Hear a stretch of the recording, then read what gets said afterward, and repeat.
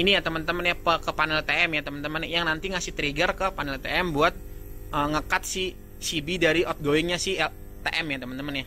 Nah terus kemudian di sini juga ada indikator ya teman-teman ya, indikator dari lever oli untuk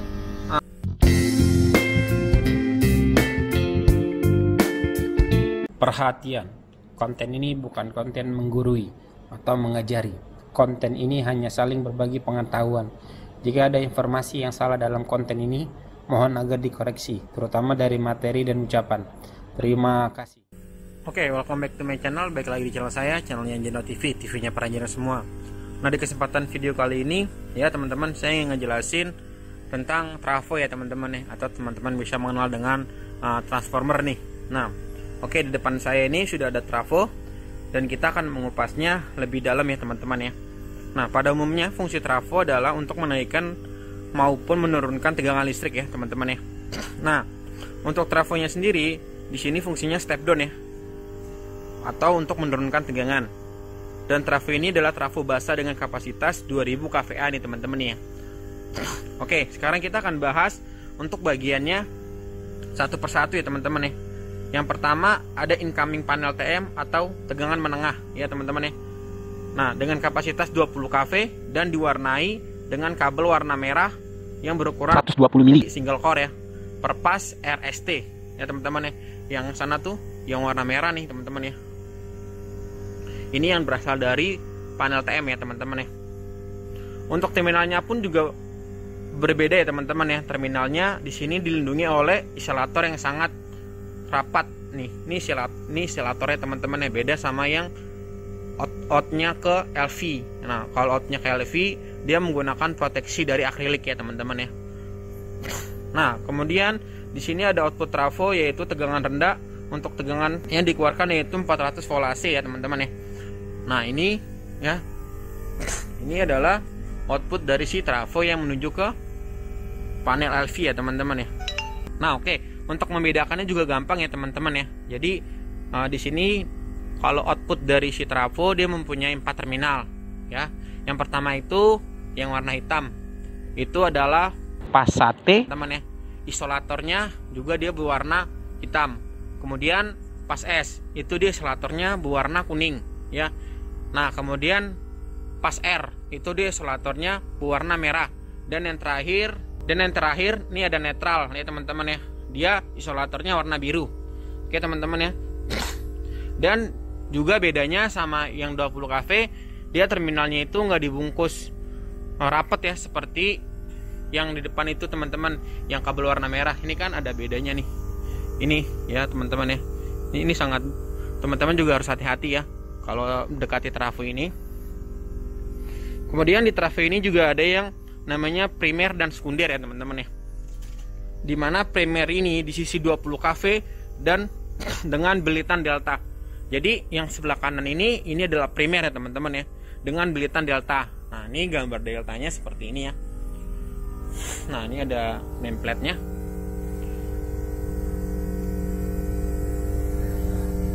Nih. Nah, ini ada nameplate-nya teman-teman ya. Yang ini. Nah, ini belitan delta ya teman-teman ya. Nah, ini 1U, 1W dan 1V.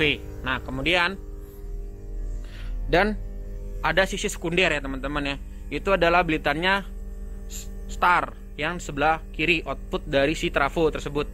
Yang ini nih teman-teman ya. Ini yang sebelah kiri, yang sisi sebelah kanan ini 20 kV primer, yang 400 volt ini sekunder ya teman-teman ya, dengan belitan star. Nah, untuk starnya sendiri, nah dia seperti ini ya teman-teman ya.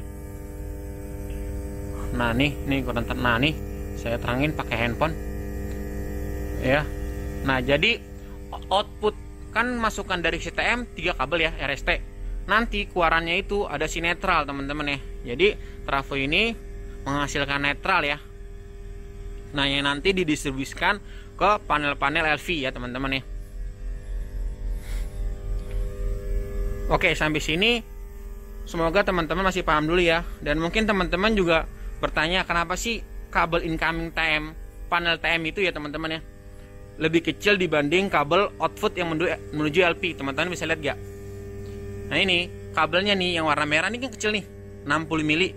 sedangkan kabel yang outputnya itu sangat besar ya teman-teman ya. Nah, saya jelasin dikarenakan tegangan yang didistribusikan ya teman-teman ya. Didistribusikan dari TM itu besar ya teman-teman ya. Jadi nilai tegangannya itu kan 20 kV, maka akan semakin kecil ampere yang dihasilkan teman-teman ya. Nah, atau arus yang dikeluarkan. Jadi yang kabel warna merah ini ya teman-teman ya, dia mengeluarkan tegangan sebesar 20 kV tapi dengan ampere yang kecil ya teman-teman ya. Oke, sampai sini teman-teman harus pahamin dulu ya. Beda dengan kabel yang menuju LV ya teman-teman ya. Makanya dia membutuhkan penampang yang besar. Nah, itu kan LV banyak kabelnya tuh. Nah, itu penampangnya besar tuh teman-teman ya. Nah, oke, beda dengan yang ini. Padahal kan kalau mau dibilang sama-sama memikul beban ya. Nah, beda kan dengan yang itu ya teman-teman ya. Dan mungkin teman-teman juga bertanya ya teman-teman ya, kenapa sih kabel yang menuju LV nggak single core aja? Kenapa mesti banyak gitu? Karena ya teman-teman ya, kalau beli single core atau beli satu kabel dengan penampang yang besar itu harganya menurut saya sih sangat mahal ya teman-teman ya. Dan ketika kabelnya terbakar maka akan ada spare dari sisa kabel tersebut. Makanya dikasih banyak kabel dengan penampang yang sama.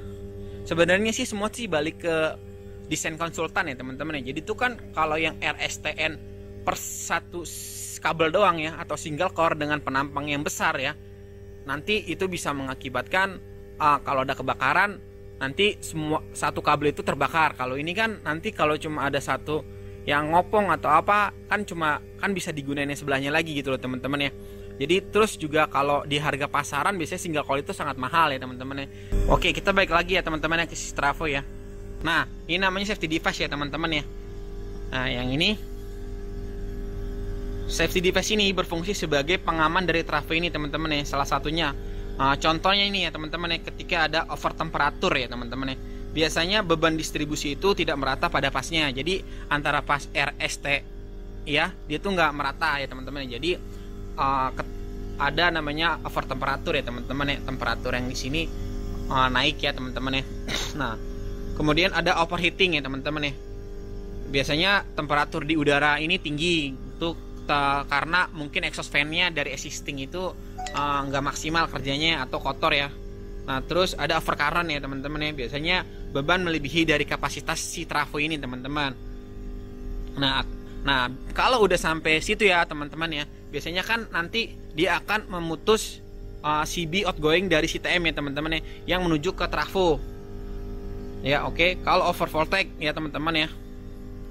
Nah, terus juga ada namanya under voltage, terus ada juga namanya over voltage ya teman-teman ya. Nah, ini teman-teman ya, yang instalasi pipa konduit ini yang larinya ke ini ya teman-teman ya, ke panel TM ya teman-teman, yang nanti ngasih trigger ke panel TM buat ngekat si CB dari outgoingnya si TM ya teman-teman ya.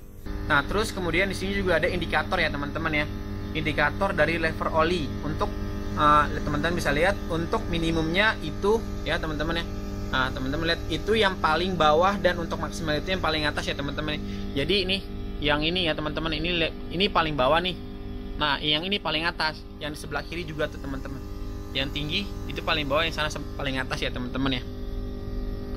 Nah, oke. Nah, kalau kita mengetahui level oli ya teman-teman ya, kita lihat dari mana? Nah, dari warna lingkaran yang warna merah nih. Ini posisinya lagi di paling atas, berarti maksimum. Sama ada dua nih teman-teman sama yang di sana tuh. Nah, terus dilanjut dengan indikator yang ini teman-teman ya.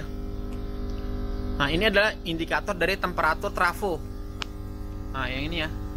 Nah, ini ada indikator dari temperatur trafo ya teman-teman ya. Untuk yang panah warna hitam itu ya teman-teman, itu adalah temperatur saat ini.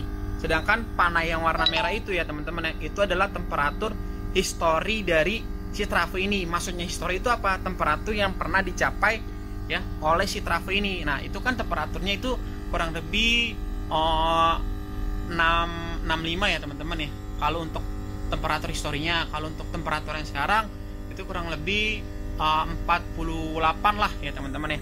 Nah, kemudian juga trafo ini diamankan dengan grounding ya teman-teman ya, atau petanahan. Jadi trafo ini sangat aman ya teman-teman ya.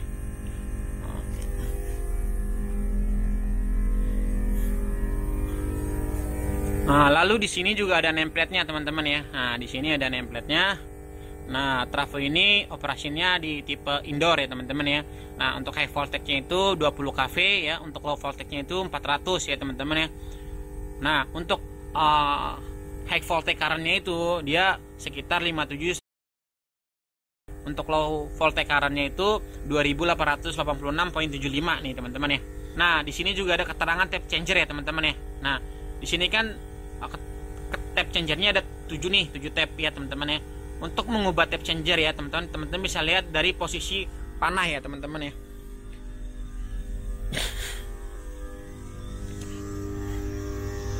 Nah, di sana yang warna merah itu teman-teman, nah itu ada tap changer ya teman-teman ya. Kita juga bisa ngubahnya dari sana, itu tinggal diangkat terus diputar. Nah, untuk posisi yang sekarang tap changernya itu ada di pilihan nomor 3. Itu teman-teman bisa lihat ya, panah warna merah dengan panah warna hitam itu saling terhubung. Oke teman-teman ya. Nah, itu tap changer warna 3 itu berapa kV? Nah, kita bisa lihat ya. Nah, itu berapa volt ya teman-teman ya. Itu kan dari sisi high voltage-nya. Nah, untuk tap changer 3 itu berapa high voltage-nya, kita lihat dari si nameplate tersebut ya teman-teman ya. Nah, kalau untuk nameplate tersebut yang tap changer 3 itu, nah teman-teman bisa lihat ya. Nah, ini sekitar 20 kV ya teman-teman ya. Jadi ada tap 1 itu 21.000 ya, sampai dengan tap 7 18.000 volt ya teman-teman ya.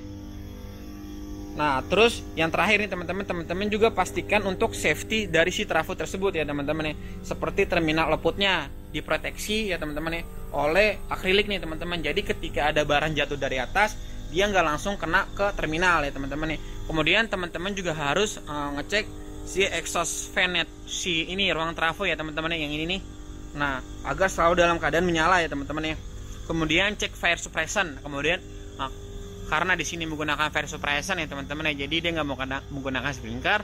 Jadi teman-teman harus cek juga dalam posisi standby ya teman-teman ya.